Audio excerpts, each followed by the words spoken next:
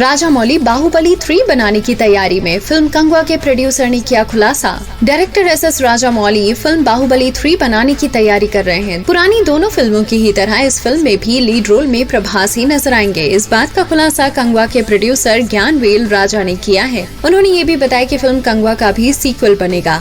बता दें कि ज्ञानवेल 2015 की फिल्म बाहुबली के तमिल डिस्ट्रीब्यूटर भी थे। ज्ञानवेल ने बताया कि बाहुबली 3 प्लानिंग की स्टेज में है। मुझे पिछले हफ्ते फिल्म मेकर्स के साथ चर्चा के दौरान पता चला। उन्होंने एक के बाद एक बाहुबली 1 और 2 बनाई, लेकिन अब वो लंबे गैप के बाद बाहुबली 3 बनाने की प्लानिंग कर रहे हैं। ज्ञानवेल ने आगे कल की 289880 और सालार के सीक्वल का भी एग्जाम्पल दिया, जिसे एक गैप के बाद बनाया जाएगा। ठीक इसी तरह से कंगवा का भी सीक्वल बनेगा। कुछ समय पहले एक इवेंट के दौरान राजामौली से पूछा गया था कि क्या 2 पार्ट आने के बाद फिल्म बाहुबली की फ्रेंचाइजी आगे बढ़ेगी, तो उन्होंने कहा था बाहुबली सिर्फ एनिमेटेड सीरीज में ही आगे नहीं बढ़ेगी, बल्कि इन्हें बाकी मीडियम में भी आगे बढ़ाया जाएगा। अभी इस प्लेटफॉर्म पर उसके बारे में बात करने का सही समय नहीं है। वहीं बाहुबली के प्रोड्यूसर ने भी इस बारे में कहा कि सीरीज की अब तक की फिल्में तो केवल एक छोटा सा हिस्सा है, इस पर तो कई फ्रेंचाइजी बन सकती है। फिल्म बाहुबली 2015 में रिलीज हुई तेलुगु और साउथ सिनेमा की सबसे ज्यादा कमाई करने वाली फिल्म थी। साथ ही ये इंडिया की सबसे ज्यादा कमाई करने वाली हिंदी डब फिल्म भी रही। प्रभास की फिल्म बाहुबली इंडिया की पहली ऐसी फिल्म थी जिसने महज 10 दिन में 1000 करोड़ रुपए कमाए थे। वहीं फिल्म बाहुबली 2 2017 में रिलीज हुई थी और इसके हिंदी वर्जन ने 510 करोड़ रुपए से ज्यादा की कमाई की थी।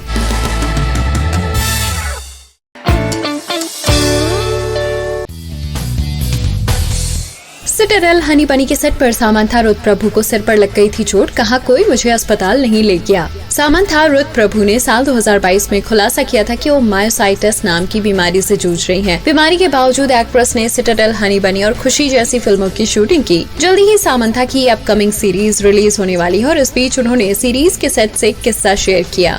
सामंथा रुत प्रभु ने एक इंटरव्यू में उस वक्त को याद किया जब वो सिटाडेल हनी बनी के सेट पर वाकई बहुत बुरे फेज में थी। उनकी हालत इतनी खराब थी कि उन्हें कुछ भी याद नहीं था। सामंथा ने कहा कि शो के सेट पर उन्हें चोट लग गई थी और उन्हें कोई हॉस्पिटल नहीं ले गया था। सामंथा ने ये भी बताया कि उसके बाद वो नाम भूल गयी। उन्होंने कहा मैं पूरी तरह से बेहोश हो गई थी, ये बहुत बड़ी बात थी। अब जब मैं इस बारे में सोचती हूँ तो याद आता है कि कोई भी मुझे हॉस्पिटल नहीं ले गया, किसी ने मुझसे पूछा भी नहीं।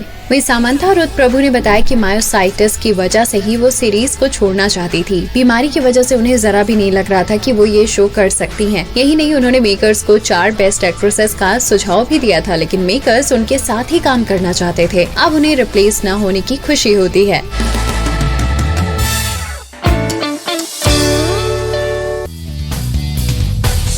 अर्जुन कपूर से ब्रेकअप के बाद आखिर क्या है मलाइका अरोड़ा का हाल? एक्ट्रेस ने कहा मुझे कोई पछतावा नहीं। मलाइका अरोड़ा की लाइफ पिछले दिनों काफी मुश्किल दौर से गुजरी। कहा जा रहा है कि उन्होंने इस साल की शुरुआत में अर्जुन कपूर से ब्रेकअप कर लिया और पिछले महीने उन्होंने अपने पिता अनिल मेहता को खो दिया। एक्ट्रेस भले ही अपनी फिल्मों को लेकर चर्चा में ना रहती हूँ, लेकिन अपनी फैशन चॉइसेस को लेकर वो अक्सर सुर्खियों में रहती हैं। इसके अलावा मलाइका की पर्सनल लाइफ भी काफी चर्चा में रहती है। अब हाल ही में ग्लोबल स्पा मैगजीन को दिए एक इंटरव्यू में एक्ट्रेस ने कहा कि वो अपनी लाइफ बिना किसी पछतावे के साथ जीना पसंद करती हैं। उन्होंने कहा कि मैंने जिंदगी में जो भी चॉइसेस ली उसने मेरी लाइफ को शेप करने में मदद की है। मलाइका अरोड़ा ने कहा कि ताकत खोजने के लिए आपको अपने अंदर गहराई तक उतरना होगा, जबकि मेरा परिवार, दोस्त और काम मेरे लिए बड़ा सपोर्ट है। मेरे आसपास के लोग भी मुझे जमीन से जुड़े रहने और मजबूत रहने में हेल्प करते हैं। वही एक्ट्रेस ने आगे कहा कि मैं किसी पछतावे के साथ नहीं जीती हूँ और न ही इस तरह जीना पसंद करती हूँ। जो भी चीजें हुई हैं और होंगी वो मुझे किसी न किसी तरह आगे हेल्प करेंगी, मैं ऐसा मानती हूँ। वही ब्रेकअप की बात पर बोलते हुए मलाइका ने कहा कि मैंने अपनी लाइफ के लिए जो फैसला लिया है वो बिल्कुल सही है। इस फैसले ने मेरी लाइफ को पर्सनली और प्रोफेशनली आगे बढ़ाया है। मुझे इस बात का कोई पछतावा नहीं। मैं खुद को लकी मानती हूँ। हम जैसा चाहते थे चीजें वैसे ही खत्म हुई। बता दें कि मलाइका और अर्जुन कपूर का इस साल ब्रेकअप हुआ। फैंस को इसके बारे में तब पता चला जब अर्जुन कपूर के बर्थडे के मौके पर एक्ट्रेस नजर नहीं आई। उन्होंने सोशल मीडिया पर भी उन्हें विश नहीं किया। हालांकि दोनों में से किसी भी एक्टर ने अब तक उनके ब्रेकअप को कंफर्म नहीं किया है।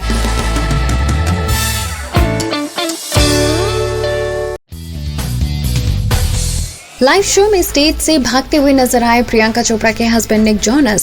प्रियंका चोपड़ा के हस्बैंड और सिंगर निक जोनस का एक वीडियो सोशल मीडिया पर वायरल हो रहा है, जिसमें वो स्टेज छोड़कर भागते हुए नजर आ रहे हैं। कहा जा रहा है कि निक के माथे पर किसी ने लेजर लाइट पॉइंट कर दी थी, जिसके तुरंत बाद उन्होंने स्टेज छोड़ दिया। दरअसल 15 अक्टूबर को निक जोनस अपने भाइयों केविन और जो जोनस के साथ प्राग यानी कि चेक रिपब्लिक की राजधानी में परफॉर्म करने पहुंचे थे और इसी दौरान उनके साथ ये हुआ। इस कॉन्सर्ट के सोशल मीडिया पर 2 वीडियोस वायरल हो रहे हैं। एक वीडियो में निक की बॉडी और माथे पर लेजर लाइट देखी जा रही है। दूसरे वीडियो में वो स्टेज से जल्दबाजी में भागते हुए दिखाई दिए। वो अपने हाथ से टाइम आउट का इशारा करते हुए नजर आए। कहा जा रहा है कि ये इशारा सिक्योरिटी टीम के लिए था। रिपोर्ट के मुताबिक जोनस ब्रदर्स ने इस घटना के बाद अपने कॉन्सर्ट को थोड़ी देर के लिए रोक दिया था। हालांकि जल्दी उन्होंने कॉन्सर्ट फिर से शुरू कर दिया था। अब इसे लेकर कई तरह की बातें सामने आ रही हैं। हो सकता है कि निक के ऊपर किसी ने दूर से लेजर गन तान दिया हो। कहा यह भी जा रहा है कि किसी फैन ने उनके ऊपर नॉर्मल लेजर लाइट यूज किया। कॉन्सर्ट में ऐसे लेजर लाइट का अक्सर यूज होता रहता है। वहीं निक जोनस और उनके भाइयों के शो के दौरान 15 अक्टूबर को हुई इस इंसिडेंट के बाद लोग उन्हें ऑनलाइन सर्च कर रहे हैं। पिछले 30 दिन के गूगल ट्रेंड्स को देखें तो साफ समझ में आता है कि इस घटना के बाद निक को सर्च करने का ग्राफ काफी तेजी से बढ़ा है।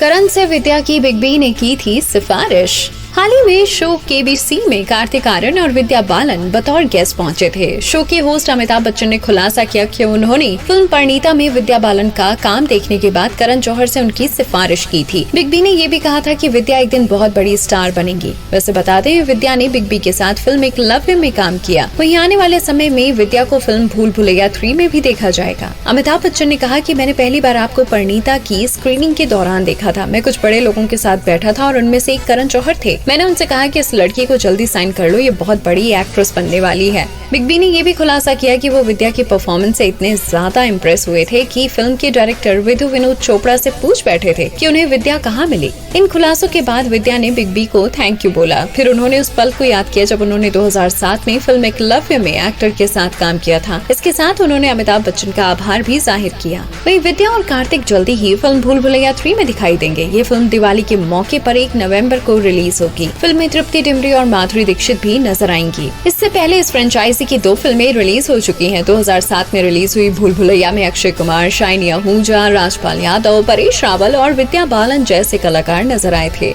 इसका दूसरा पार्ट भूल भुलैया 2 साल 2022 में रिलीज हुआ था और इस फिल्म में अक्षय को कार्तिक आर्यन ने रिप्लेस कर दिया था।